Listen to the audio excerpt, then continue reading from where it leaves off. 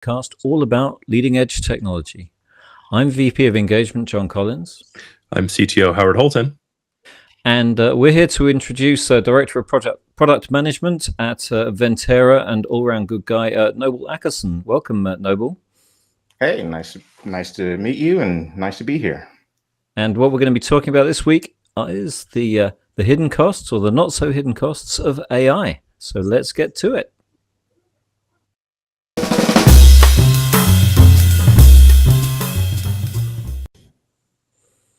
I'm not even going to go through the number of attempts that we had to introduce that podcast right now.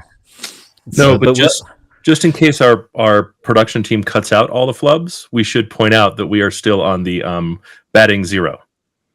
We still have every intro thus far. Never. I mean, you know, we're getting into the tens of having done this, and thus far we have not succeeded. So, and I apologize to you in advance, Noble, for giving that zero again. But here to talk about AI. I know you met Howard at an event. I know that you were talking about the whole kind of there's some elephants in the room, costs in the room, not so hidden costs of AI, and everyone started on this thing being really kind of, oh my goodness, I can do all these amazing things, and as ever, it's kind of but. Do you know how much the processing's happening behind the scenes to make those things happen? Someone's got to pick up that bill. So I'd be really interested. Maybe let's just kick off with just a tiny bit of background on you and what brought you to even care about that stuff. Yeah. Again, thank you so much for having me today.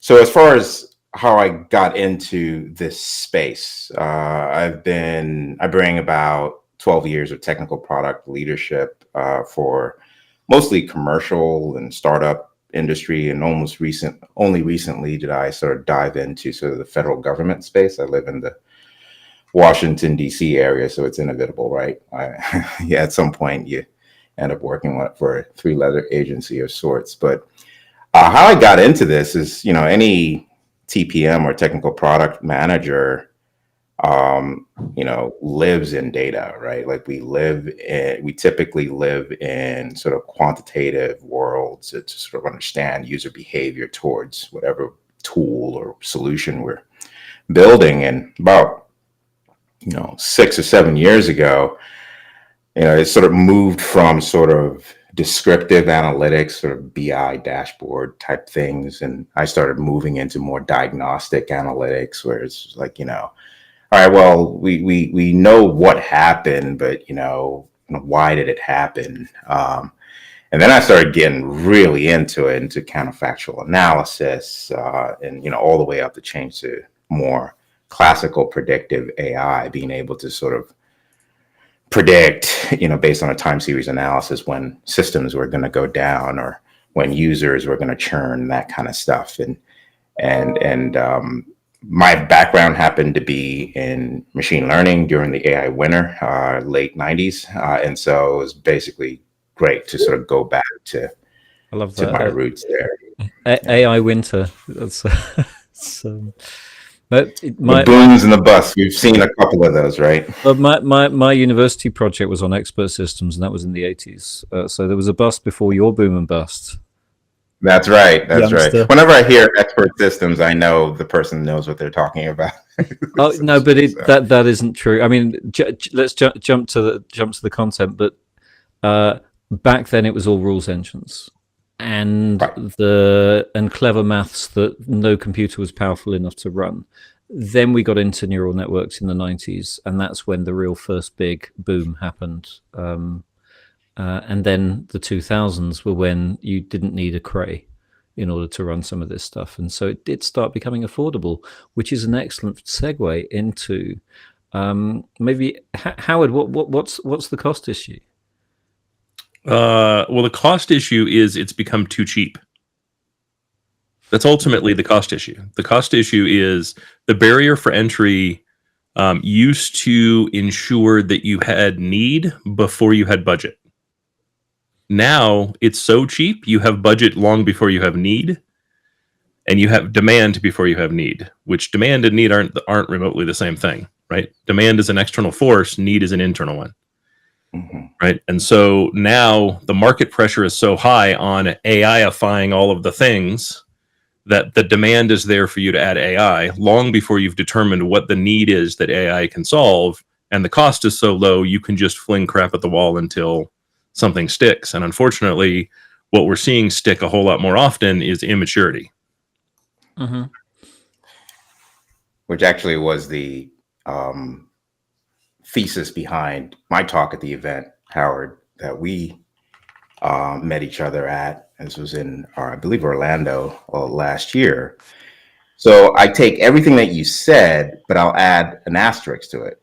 It is cheaper and the barrier to entry seems lower. But as you know, it is a red herring, right? Because though the barrier to entry seems lower, you know, AI sold to IT buyers as transformational and a necessity. You know, we've heard that all before. But in practice, data literacy has a cost. Infrastructure has a cost. Data quality has a cost. And a lot of those foundational things that anyone who's been in data science or machine learning operations or machine learning development for years knows that we don't just AI the things. You know, the shiny object that was a confluence of old techniques and new techniques and RLHF and what became ChatGPT did not happen because of this novel way to bring something to market without all of the legwork, that hard work, but it's being marketed as that. So that's why I would say, yes, the barrier is low, but I believe it's a red herring of sorts. It's actually harder to implement. So you go in and you hit your head and you sort of adjust. Yeah. So I don't know that I agree with that statement because a GM dealer pushed to market ChatGPT as a buying as a buying tool, and it would configure, price, quote a car for you, and sell you the car, allow you to transact the car. And a guy convinced this AI to sell him a brand new $86,000 Yukon for $1. Nice. $1 out the door. Right. It's a great price. We should all jump on it for that price. And for those who feel that that's taking advantage of General Motors, remember, General Motors declared bankruptcy in 2008 and invalidated all warranties before that point. So I think they deserve to get kicked in the shorts every once in a while. So while I agree, anyone that is doing proper risk benefit analysis and cost benefit analysis really does realize that the ease is a red herring if you don't want to expose your company to huge liabilities. The challenge is there's not really any guardrails around preventing that risk and liability from just being in the system, right? You can certainly leapfrog it, and I'm seeing a lot of that leapfrogging currently, where there's not enough restriction placed on what the AI can do and what the checks and balances are. So we're seeing a lot of improper utilization of AI, and that's where a lot of my concern is at right now. Is it that the cost of entry has plummeted? Obviously, you know, anyone can do stuff now that they couldn't before, but I've got two things in my head, and I'll get them both out very quickly because one's far too philosophical. So one is the relationship between cost and risk. And risk mitigation has a cost, and so everything you're talking about there, Howard, is very much the kind of GRC view of costs and risks and so on and so forth.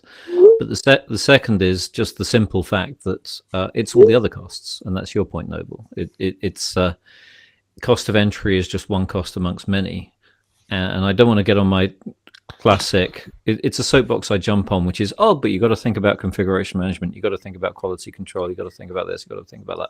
They've all got a cost, and they're all the things that people don't think about, and that's an easy win, if you like. But I mean, what other costs are we talking about then, in terms of deploying something of value that doesn't come and bite you in the bum? So, Howard, you mentioned one of them. You started with sort of the product output, right? So, guardrails is a typical um, either framework or technique in order to put some defense to whatever you're releasing out in the market. And just for the audience, guardrails are basically, as they probably sound, basically techniques to respond to a user that may try to an adversary or a user that may try to sort of steer the LLM in a direction like, coercing it to sell a $84,000 Yukon for $1.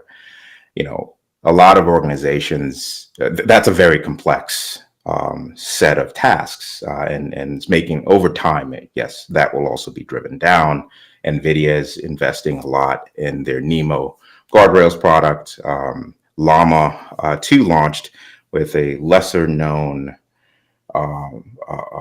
additional model called Llama Guard, I think they were called. Those things, but they're not as accessible as, say, an API-based, talk to Claude, talk to Mistral, talk to OpenAI via API kind of thing, that ease that comes in. So that's the first thing that comes in, more on the functional side. There's also non-functional costs, right? Back in my day, when we were delivering an emergent technology, like, an AI integrated solution, back then we called it machine learning, we would try to understand if AI added value at all. And does, by implementing the solution, we would say, 10x the productivity of the end user or whatever the objective function was. And in order to identify if AI valued, the non-functional costs could involve deploying researchers to understand patterns, user behavior patterns with the system. In the case of your example, Howard, it'd be, we're a dealership, we have margins, we have costs. And so what would happen if, someone were to sort of get around that? Is there a backstop there? Is there sort of a bot to human handoff before the sale is actually made? And that's determined through pattern analysis, through data science work on the quantitative side, and qualitative through your customer experience or your user researchers. There's also success. How do you define success? So back in the day, it used to be like, you got your confusion matrix, optimized for your false positives or your true positives. And you pick one of those and you sort of go through. It's a little bit non-deterministic, a little bit more non-deterministic with LLMs. So that's sort of a cost function. So you go on and on and on. And even before you write a single line of code, you might conclude that our scope, our implementation, is it automated? Is it augmentative? May warrant us to sort of take a step back from OpenAI for a second and look at a non-machine learning way to do it. And so my job essentially becomes the dream killer in a lot of instances, where I basically just pull the rug and say, let's go back to fundamentals. If you want, I mean, if it's just a toy project, that's fine. We learn, and that's the output. But if it is, impacting, there's $84,000 here, and that customer tells another customer, it's like, this is how I did it. How many other dealerships have implemented a tool like that? And that's just chaos that you don't really need. I mean, I'm kind of reminded by something a colleague said, which is that all of tech either augments or it automates, it replaces. And I'm wondering whether we're looking toward AI as a kind of automation approach, like kind of just do everything, be robotic and sort the world out.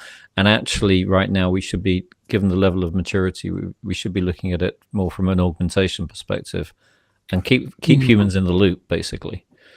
Now, absolutely agree. Yeah, I think part of the problem is it isn't exactly the way we talk about it.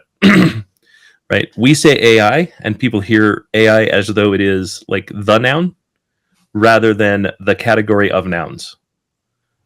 Right? Like, you don't hear the word application and think it is one thing that can do everything, but rather a category of things that can do various things.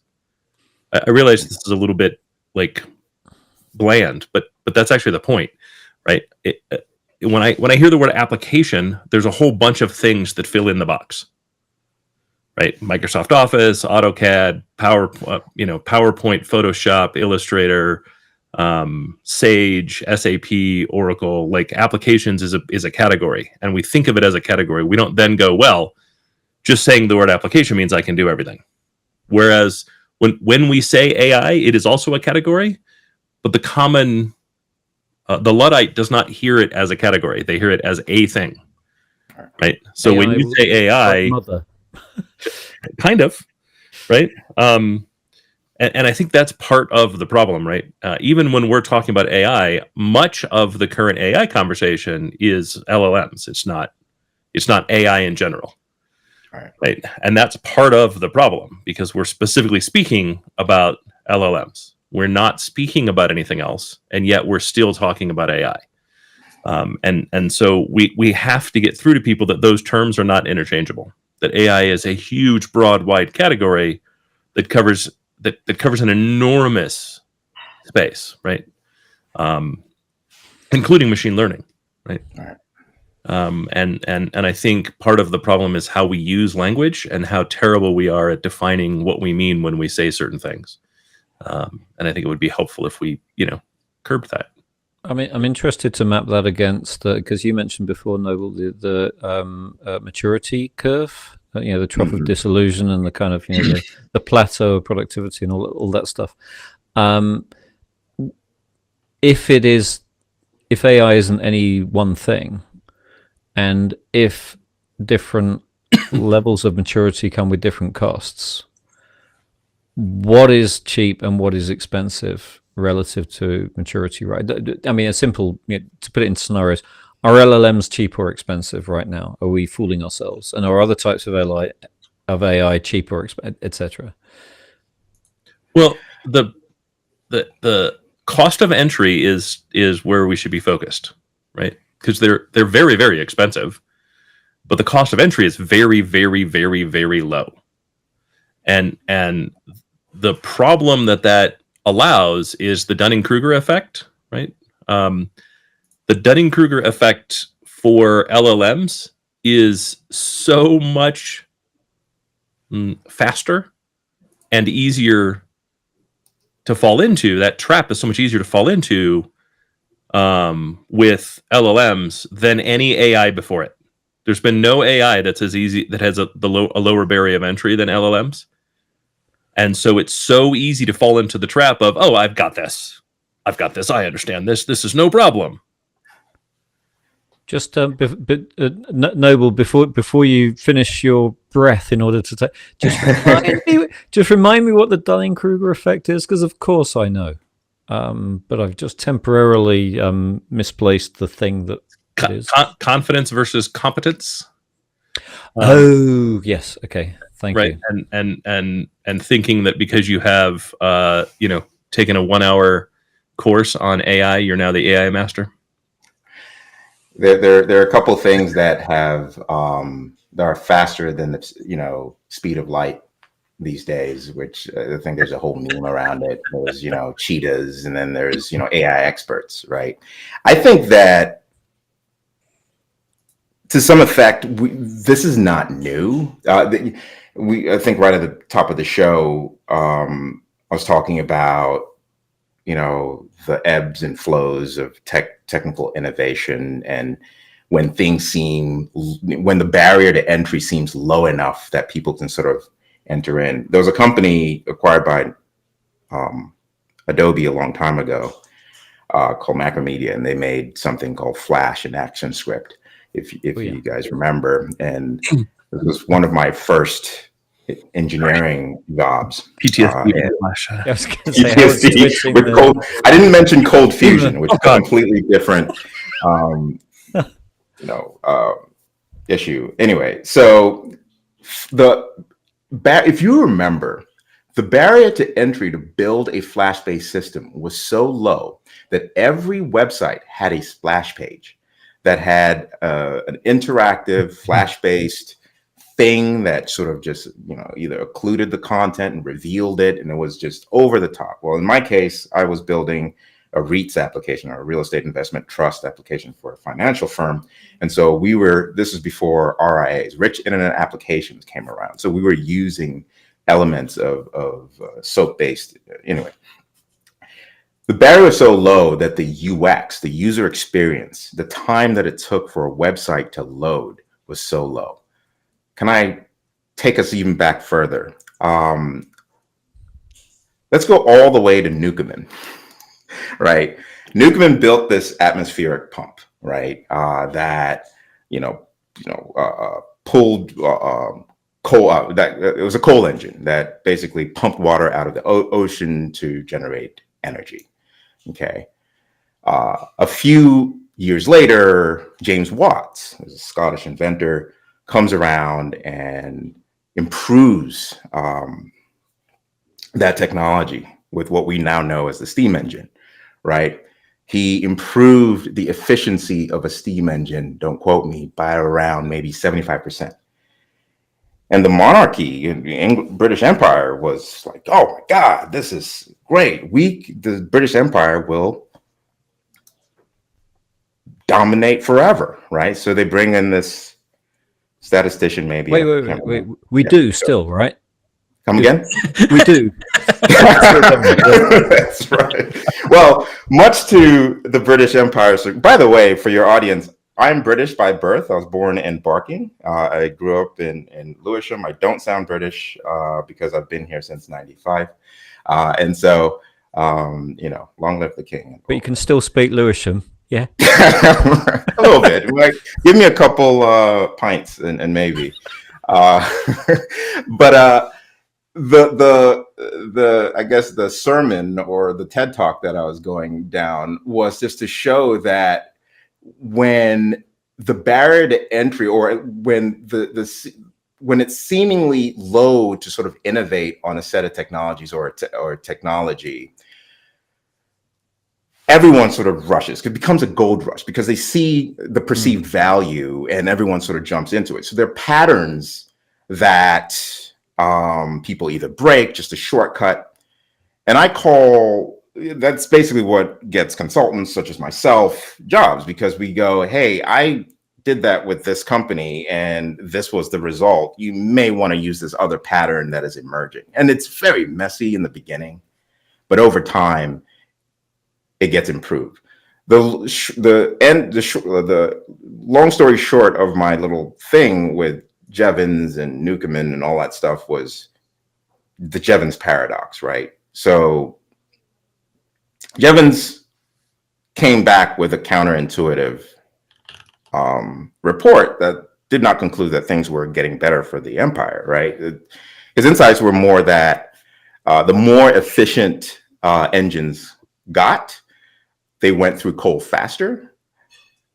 The systems that were built by coal were built more sloppily and more rapid, and that you would run out of coal and you would put people at risk. So things like the governor for these steam engines were sort of introduced to sort of help modulate the speed of the thing, right? And today it's funny because those of us who've been doing data and AI for years know about data governance, right? So, which sort of maps to some of the breaks and sort of rules that we have to sort of follow, which brings me back to my my thesis that about the red herring thing, that it's, yeah, you can get something out as quickly as possible, but the cost to thriving after that means that you'd have to solve the performance and reliability of putting a splash screen. And over time, you may just choose it's not just worth it.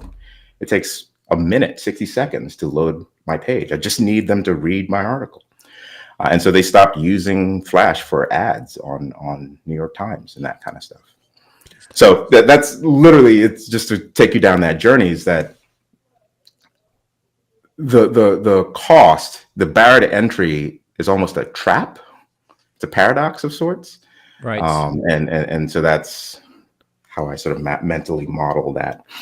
when I'm talking to my customers. I'm still getting my head around the whole history of everything passing through Lewisham.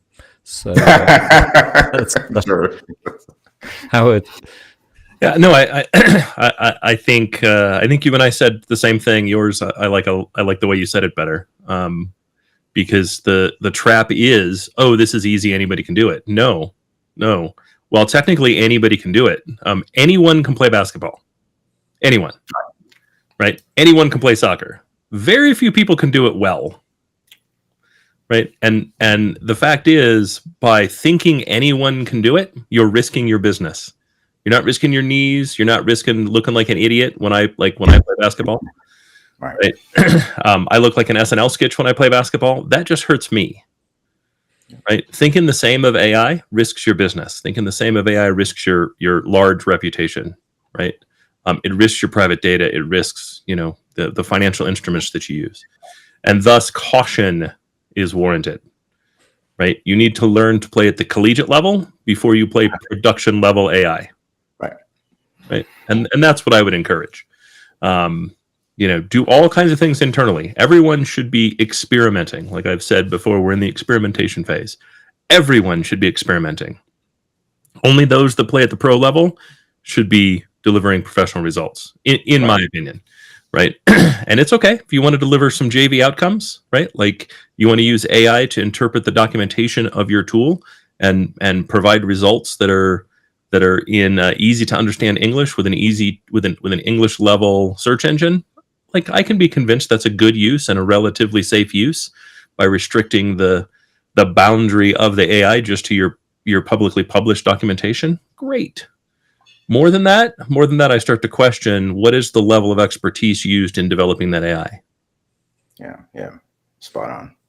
I got a question. Not that I'm in a position to ask, but Sure. Like how do, like, are there any trade-offs, or not trade-offs, rather, let me sort of reformulate this thought. Are there any paths to getting your audience, for example, that is realizing this or has realized the complexity that goes into operationalizing these non-deterministic systems? Like, are there any avenues for them to at least realize the value of these systems without sacrificing privacy or security or whatever the objective might be? I actually think that the documentation one is tremendously valuable.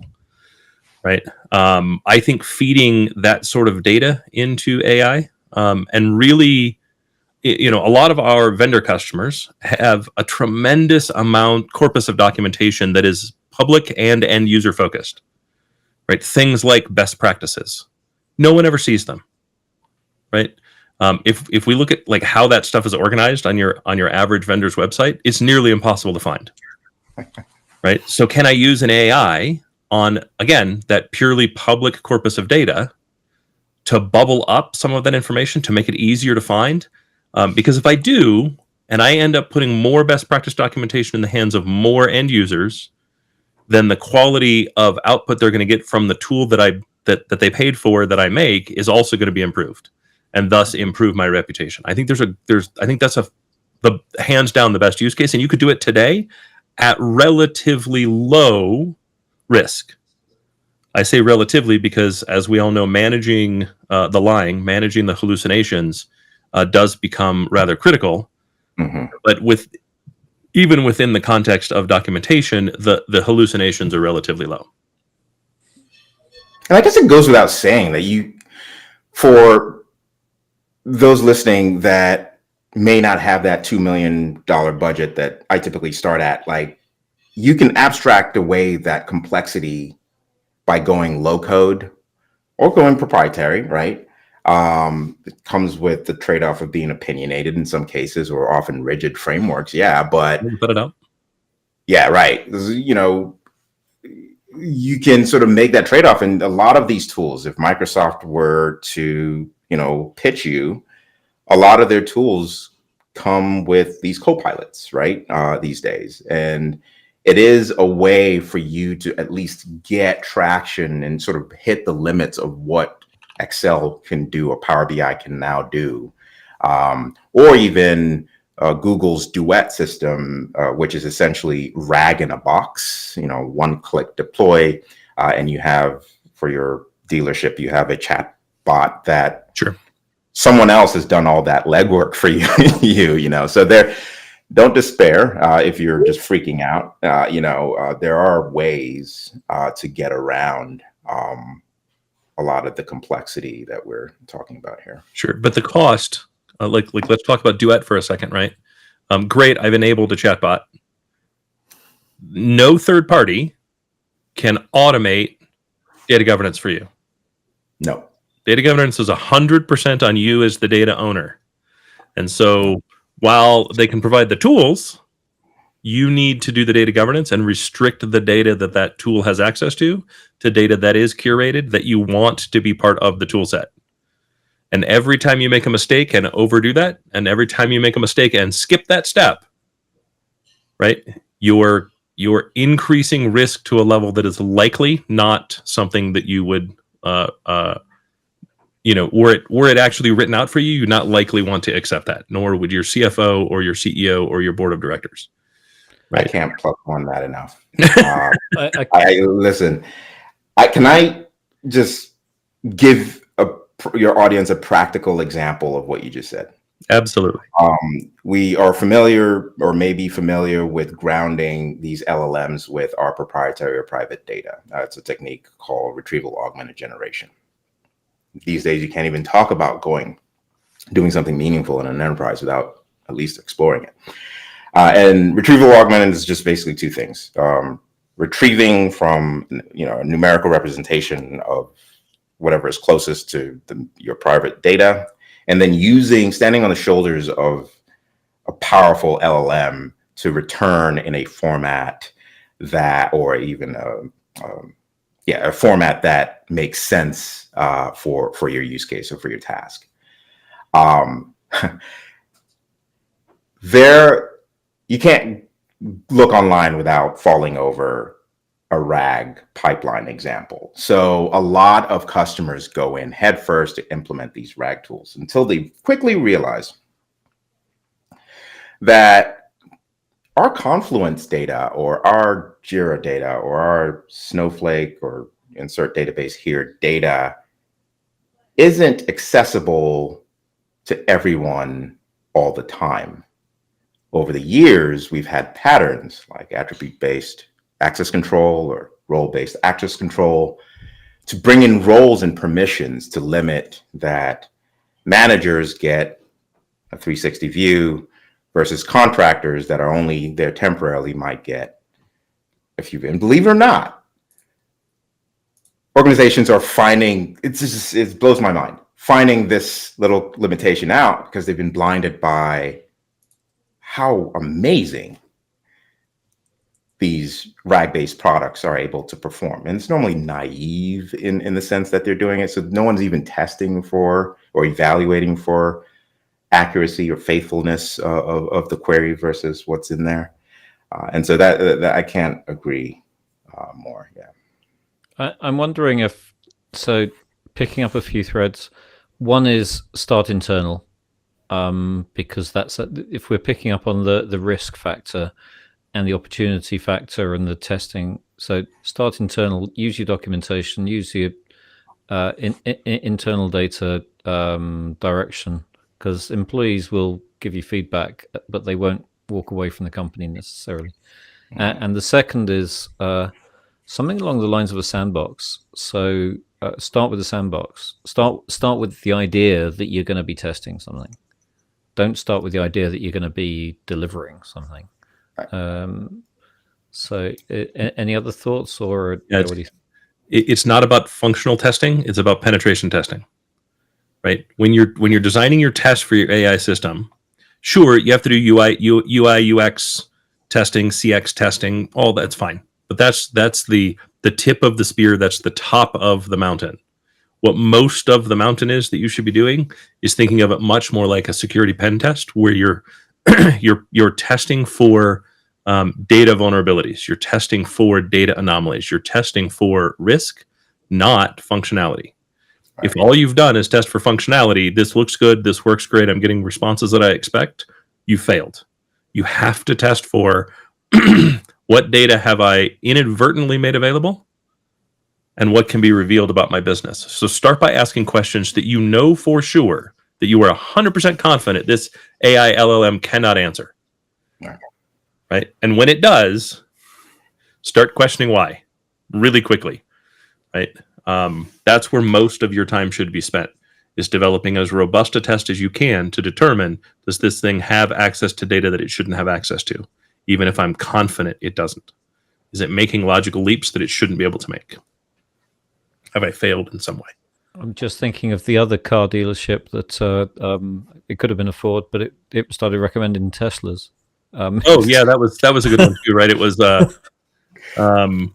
I can't remember, but yeah, it was one of the big three, right? It was either Ford or General Motors, and it was their EV chat engine to discuss the value of, I think it was Ford, the value of Ford electric vehicles that someone was able to convince it that it was in fact the Tesla bot and start recommending Teslas. Those are great. The ones that I haven't seen either of those, but what I have seen is, just inevitable in its nature and how we interact with these things, but folks just convincing it that it writes poems, for example, and sure, welcome to Noble's Chevy in Alabasta, whatever, and the first question or the first response is a soliloquy about something completely irrelevant to the business. Now, from my standpoint, that's hilarious, but that is cost, right? Like, whether you are returning, you're talking to your LLM pipeline and returning back a legitimate response versus something completely, a 2-sentence response that is completely irrelevant, that is incurred cost for the business, right? That they need to account for.